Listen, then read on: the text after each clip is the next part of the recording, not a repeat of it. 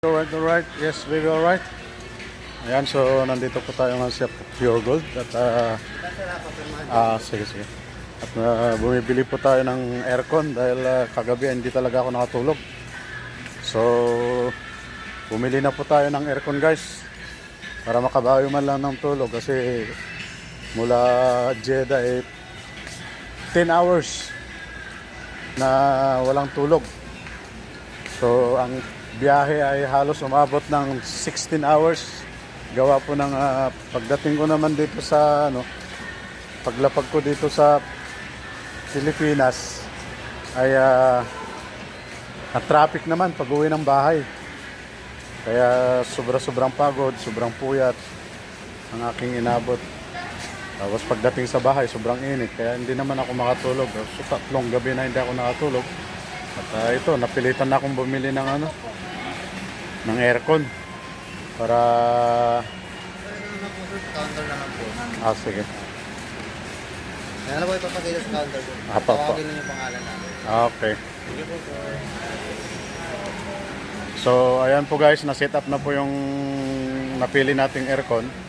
At iayos na nila, papak nila, dadali na sa counter para tayo ay makapagbayad. At ito po, nag-ano po tayo, ewan ko, membership yata to dito sa Pure Gold. Para bawat bili po natin dito, 200 yata ang maximum para makaroon ng points. Ayan. So inaayos ni Mrs. ang aming membership sa Pure Gold. Alright? Yes, baby, alright? Ayan. So andun po yung aircon natin. Ayan, inaayos nila doon yung aircon natin. Saan ba yun? Di makita. Ayun, andun. Ayan, so may malaking aircon na yan. Ayan. Doon, yung nakakulay pula na yon.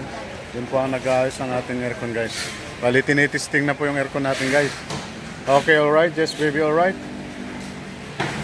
Ayan, so mamaya pa natin maisasalpak yun at siguro sa hapon pa natin mapapagana. So 6 hours pa rin na magsasuffer ako ng init. Magluluto pa ako.